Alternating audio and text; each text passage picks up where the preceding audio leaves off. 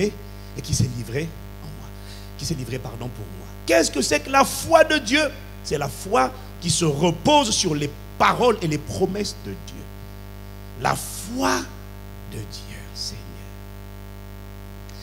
La foi de Dieu, dis avec moi encore la foi de Dieu. La foi de Dieu, comment elle fonctionne? C'est une foi simple. Et c'est ce que Jésus explique. Il dit, regarde, il lit le contexte. Verset 21, il dit, Jésus leur dit, après ça va faire sécher le figuier en moins d'une journée. Et les disciples étaient surpris. Jésus leur dit, mais écoutez, ayez la foi de Dieu. Sous-entendu. Et après, il explique c'est quoi la foi de Dieu. Il explique juste après. Il dit, je vous le dis, si quelqu'un dit à cette montagne, déplace-toi de là, jette-toi dans la mer. S'il ne doute pas dans son cœur que ce qu'il dit arrivera, il le verra s'accomplir. Il est en train de vous dire comment fonctionne la foi de Dieu. Comment fonctionne la foi de Dieu? Il dit, et il n'a pas un seul. Est-ce que tu crois que quand Dieu a dit que la lumière soit, est-ce que tu crois qu'il s'est dit, mais si la lumière ne vient pas, comment on fait? Est-ce que tu crois que quand Jésus a dit au figuier, à partir d'aujourd'hui, plus jamais, plus aucun fruit ne sortira de toi? Est-ce que tu crois que Jésus s'est dit, j'espère que cette parole va s'accomplir? Parce que là, doucement, doucement. Est-ce que tu crois qu'il a eu cette attitude? Non. Dis non. Pourquoi? Il dit, il ordonne, il ne doute même pas un instant dans son cœur que ce qu'il dit va s'accomplir. Et il le voit s'accomplir. Ça, c'est la foi de Dieu.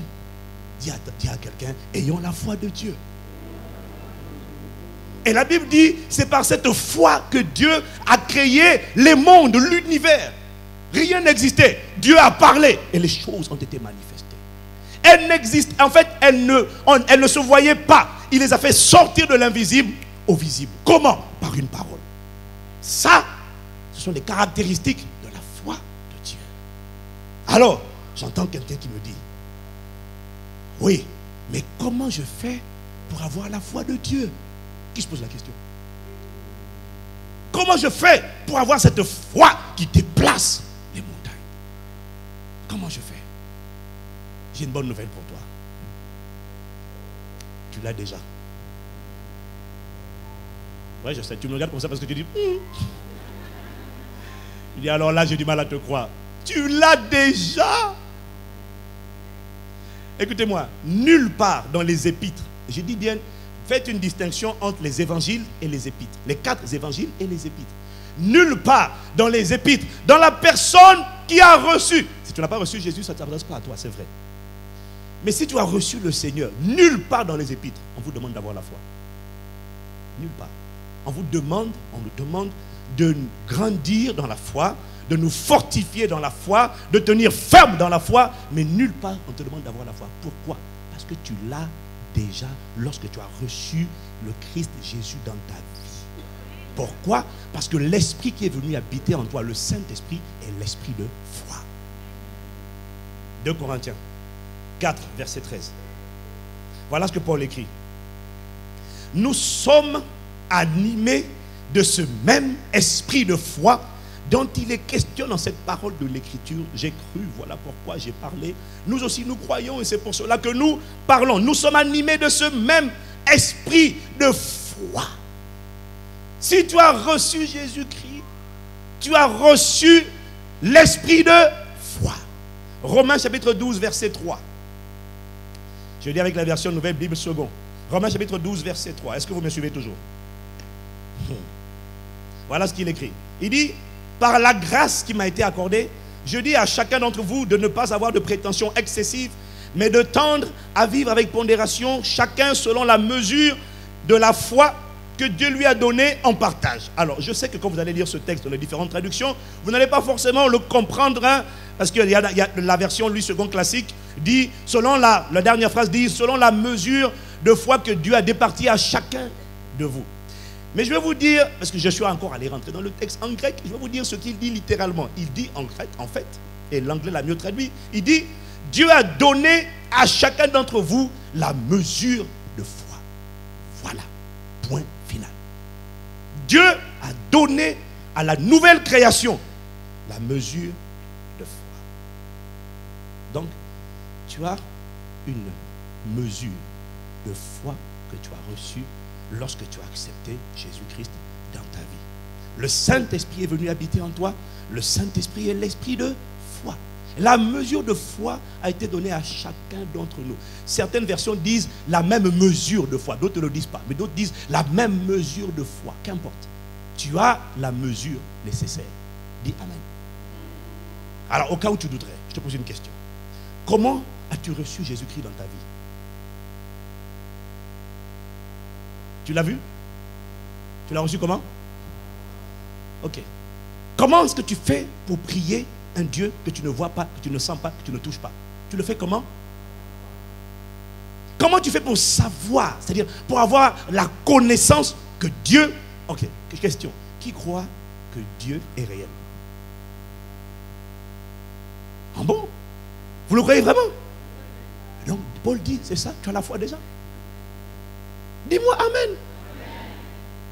Comment tu sais que la Bible est la parole de Dieu? Tu étais là quand elle a écrite? Tu le crois comment? Par la foi. C'est pour ça que tu es là. Mais dis-moi Amen. C'est pour ça que nous sommes tous là. Nous avons tous une mesure de foi. Sans avoir touché, goûté, écouté physiquement. Sans avoir vu. Peut-être que toi tu as vu un ange. Moi je n'en ai jamais vu. Peut-être que toi tu as vu un flash, une lumière resplendissante comme le soleil. Moi je n'en ai jamais vu. Mais I believe in God Almighty. Je crois en Dieu. Je suis fier de croire. Sans l'avoir palpé, vu par mes sens, je sais. Tu ne peux pas me dire Dieu n'existe pas. Non, gars, c'est pas possible. Je te dis Dieu est réel. Alors, oui, cette foi est petite. C'est vrai. Mais Jésus a dit dans Matthieu 17, verset 20, qu'elle permet de déplacer des montagnes. Même quand elle est petite, comme un grain de sénévé, elle permet de déplacer des montagnes. Est-ce que vous me suivez? Non, dis avec moi, j'ai reçu la mesure de foi. Oui, tu l'as. Tu l'as reçu, mais tu ne comprends pas. Je te dis que tu l'as. Tu l'as reçu. Je vois les regards des gens, mais ils sont perplexes. Tu l'as reçu. Dès lors que tu crois que Jésus est né d'une vierge, tu as la foi de Dieu. Dis Amen now. La réalité, c'est qu'au début, elle est petite. Dieu ne donne jamais grand au début. Il donne toujours petit. Il donne un être humain et puis il remplit la terre avec des milliards et des milliards d'êtres humains. Dieu commence toujours avec petit. La foi que Dieu te donne au début est une foi qui est petite. Mais Jésus dit, même si elle est petite comme un grain de sénévé, elle suffit à déplacer les montagnes. Écoutez, est-ce que vous savez qu'il y a des gens qui viennent d'accepter Jésus? Je dis bien les gens qui viennent, pas les gens qui sont cocobars. Les gens qui viennent d'accepter Jésus, vous savez qu'une fois qu'on les booste, tu les motives, tu les challenges, ils sont plus faciles à inciter à l'action que plusieurs anciens dans la foi. La plupart d'entre nous, quand on s'est convertis, on était en feu, on était zélés. Est-ce que c'est vrai? Mais tu avais la foi. Mais beaucoup d'entre nous, moi j'ai chassé les démons quelques mois après ma conversion. Je suis né de nouveau dans un environnement où chasser les démons n'était pas un mystère. C'était classique. J'ai commencé, t'inquiète pas, je n'ai pas commencé par les gens, j'ai commencé par moi-même. Ceux qui oppressaient ma vie, je les ai tous foutus dehors du premier au dernier. C'est pour ça que tous me connaissent maintenant. Ils peuvent dire, Paul on connaît, Jésus on connaît, Ivan aussi on connaît, lui grave. Dès qu'on leur enseigne, ces nouveaux convertis là, quand tu leur enseignes que tout est possible, impose les mains aux malades, gars je l'ai fait. J'allais, il y a un malade, viens, et puis Dieu guérissait. Quelqu'un me dit Amen. Donc à la nouvelle naissance, tu as une petite foi, mais cette foi, tu as réussi à opérer. Et il y a beaucoup d'entre nous, certains d'entre nous, on a vu les choses se passer.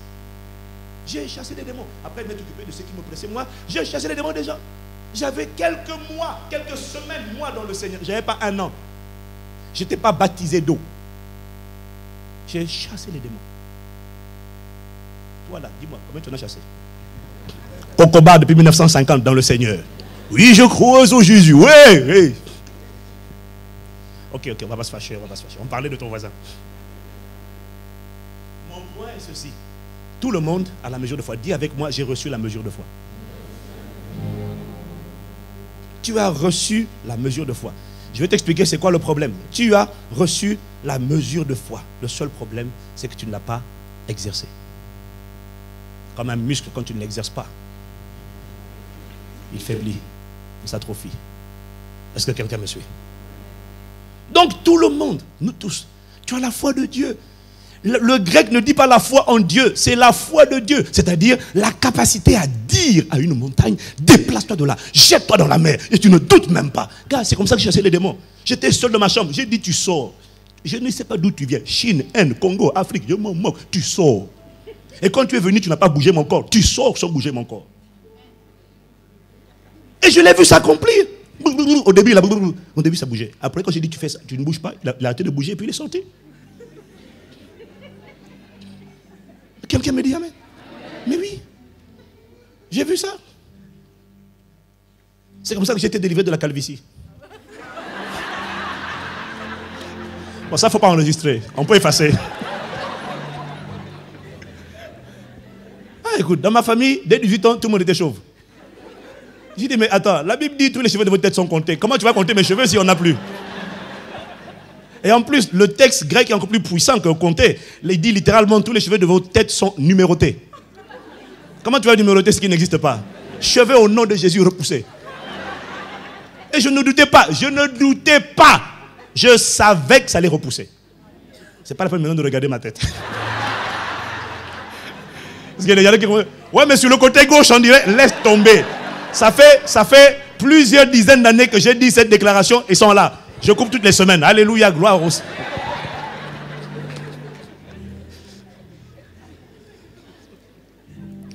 Mon frère, c'est pas trop tard. Il y a de l'espoir. Alors quelqu'un me dira, mais attends, tu dis que j'ai la mesure de foi de Dieu, mais la réalité c'est que moi je me sens faible, je me sens vide, je doute, je chancelle, je titube tous les jours et j'ai vraiment du mal à m'accrocher au Seigneur. Et si je vais même un peu plus loin, je vais te faire un aveu. Je voudrais moi aussi avoir la foi qui déplace les montagnes, la foi de Dieu. Mais très souvent, franchement, je me demande même si je suis né de nouveau. La question que je te pose, c'est est-ce que tu as sincèrement reçu Jésus dans ta vie comme Seigneur et Sauveur? La question que je te pose, c'est est-ce que tu crois qu'il est né d'une vierge et qu'il est venu pour te racheter? La question que je te pose, c'est est-ce que tu crois que Dieu existe et qu'il est tout puissant, qu'il est omnipotent, omniscient, omniprésent?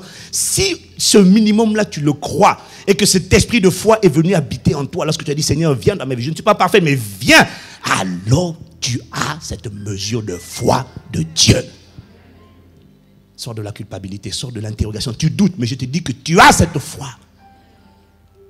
Ce n'est pas parce que tu tombes, ce n'est pas parce que tu luttes avec les mêmes péchés tous les jours que tu n'as pas la foi de Dieu. Si tu luttes, si tu te débats, si tu as l'impression de couler, si tu tombes, tu te relèves, si tu fais tout pour ne pas sombrer, pour ne pas rester dedans, c'est que la semence de Dieu est encore en toi. La Bible dit, dans 1 Jean 3, verset 9, quiconque est né de Dieu, verset 9 à 10, quiconque est né de Dieu ne pratique pas le péché parce que la semence de Dieu demeure en lui. La version du semeur dit, quiconque est né de Dieu ne s'adonne pas. Il n'en fait pas une demeure. Il n'y prend point plaisir. Il ne prend pas plaisir à rester dedans de manière indifférente. Parce que celui qui est né de Dieu ne fait pas ça. Pourquoi? Parce que la semence de Dieu, ou encore la vie qui vient de Dieu, a été plantée en lui. Il ne peut pas prendre plaisir à ça. Il ne peut pas continuer ça éternellement parce que la vie de Dieu est en lui. Et c'est par là que se font reconnaître les enfants de Dieu et les enfants du diable. Oui, le diable a des enfants. Oui, non, il a des enfants, je t'assure, je t'assure. Quiconque ne pratique pas, ok, quelqu'un me dit amen. Si tu te plais dedans, comme le chien se plaît dans son vomi, alors tu n'es pas encore né de Dieu. Mais si tu es écœuré des fois par tes propres actions, si tu es écœuré des fois par tes propres pensées, si tu es écœuré des fois par tes propres attitudes, au point qu'au plus profond de toi, tu cries à Dieu pour en sortir. Même si tu tombes, mais si à chaque fois que tu tombes, tu dis, ah Seigneur, c'est pas normal, je ne devrais pas être là, je t'en supplie, aide-moi. Alors, la semence de Dieu est déjà en toi. La question, donc, n'est pas, est-ce que tu as la foi de Dieu? Non. La question est, à quel niveau de foi opères-tu ou te trouves-tu? À quel niveau de foi est-ce que tu te situes aujourd'hui? C'est ça la question. Parce que si tu as reçu le Saint-Esprit et que tu ne parviens pas à te libérer de l'emprise d'un péché, d'une mauvaise habitude, l'emprise de la peur, de sentiments négatifs, du doute, de la haine, du manque de pardon, si tu ne parviens pas à te libérer de ces choses qui t'enveloppent si facilement, écoute-moi bien, ton problème n'est pas la prière. Ton problème n'est pas ton niveau de prière. Ton problème, c'est ton niveau de foi. Tu l'as, mais quel est son niveau? Telle est la question. Est-ce que vous me suivez? Tu as du mal à pardonner? Seigneur, j'arrive pas à pardonner. Aide-moi, aide-moi, aide-moi, aide-moi. Je vais pardonner, aide-moi, j'y arrive pas. Jésus dit, ton problème, c'est pas que tu pries pas. Il y en a même qui prient, qui jeûnent pour pardonner. Ils n'y arrivent toujours pas. 1950, tu es encore là. Ton problème n'est pas ton niveau de prière, c'est ton niveau de foi. Voilà pourquoi Jésus dit, écoutez bien ce passage. Luc chapitre 17. Vous l'avez sur l'écran? Luc chapitre 17, versets 3 à 6. Dis à ton voisin, suis-le. Tu n'as pas de problème de niveau de prière, tu as un problème de niveau de foi. Quel est ton niveau de foi? Luc chapitre 17, versets 3 à 6. Écoutez ce qu'il dit. Prenez garde à vous-même. Si ton frère a péché, reprends-le. Et s'il se repent, pardonne-lui. Et s'il a péché contre toi 7 fois dans un jour, donc dans la même journée, et que 7 fois il revienne à toi disant, je me repens, tu lui pardonneras. Point, dis point. Écoute, Jésus dit, si ton frère a péché, reprends-le. S'il se repent, s'il te demande pardon, il dit, ça y est, maintenant je change, pardonne-lui.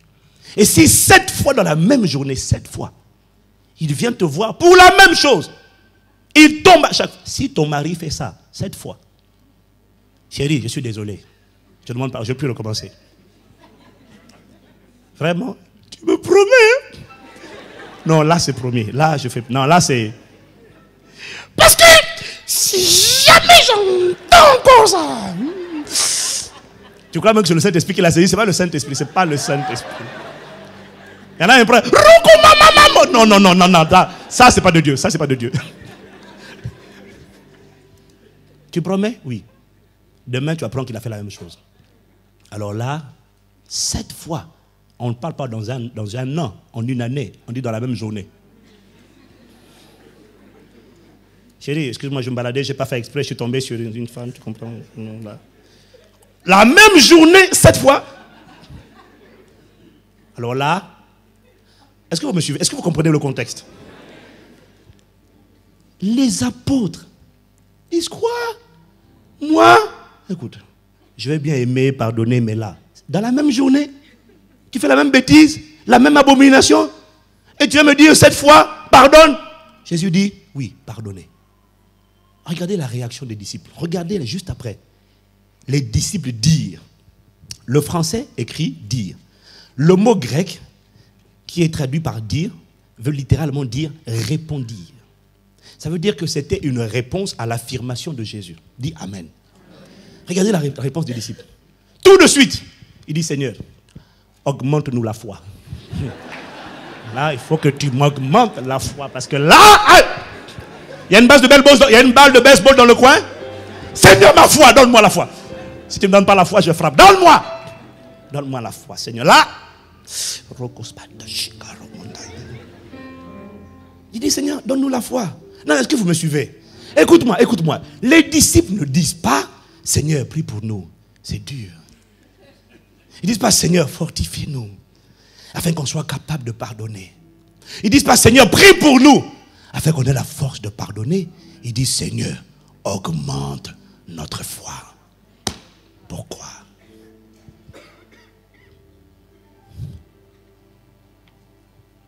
Pourquoi? Alors que tout en moi dit, maintenant ça suffit. Il faut que ça change. Les disciples disent, augmente pas la foi. Pourquoi? Parce qu'en réalité, Seigneur, j'ai du mal à concevoir une telle chose. J'ai du mal à admettre que 7 fois dans la même journée, une telle abomination, il fait ça. Et tu me dis, je dois pardonner. J'ai du mal à pardonner. Ça, c'est vrai. Mais la réponse de Jésus, la réponse des disciples, n'est pas Seigneur, prie pour nous.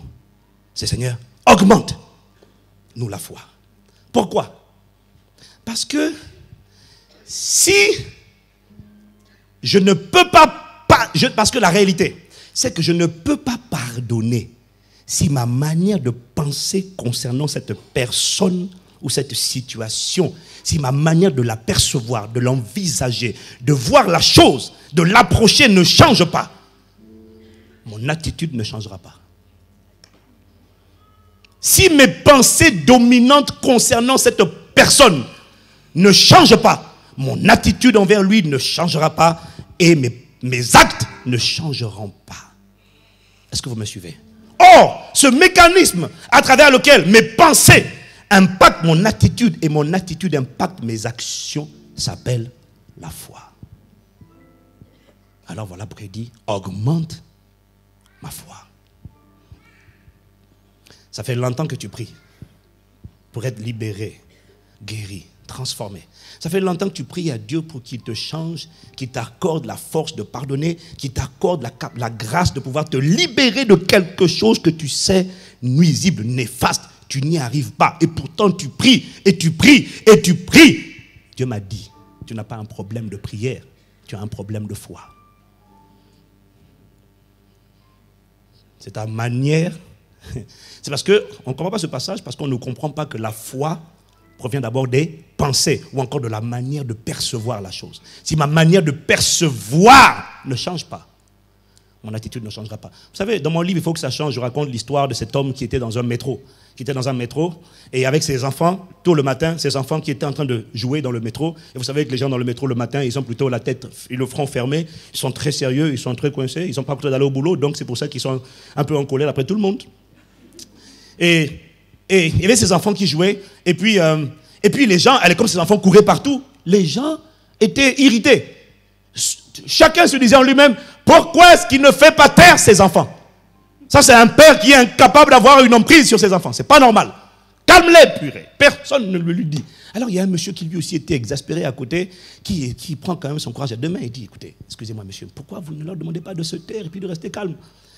Et puis, le père, le visage baissé, lui dit, je ne sais pas quoi dire, je ne sais pas quoi faire. Nous sortons de l'hôpital, ils viennent de perdre leur mère. Je suis totalement abattu. À l'instant, alors que les enfants continuent de faire du bruit, la perception de ce monsieur a changé. Tout de suite, il était épris de compassion.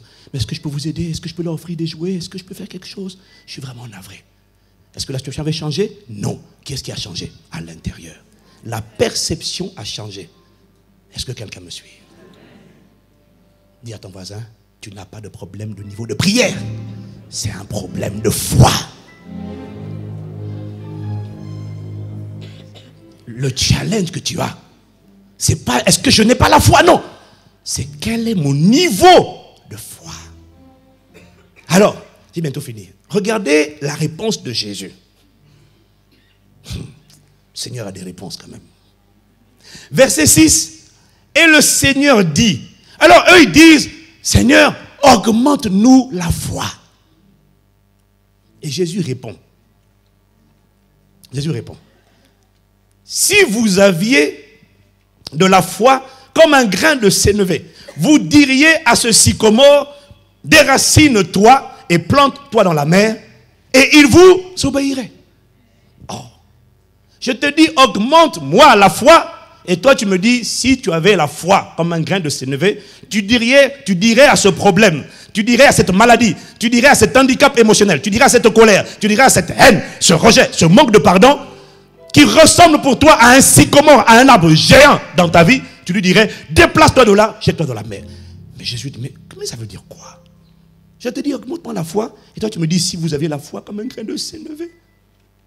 Et relisez bien, il ne dit pas, si vous aviez la foi de la taille d'un grain de sénévé. Non. Il dit, si vous aviez la foi comme, la foi qui a les mêmes caractéristiques, la foi qui se manifeste de la même manière qu'un grain de sénévé,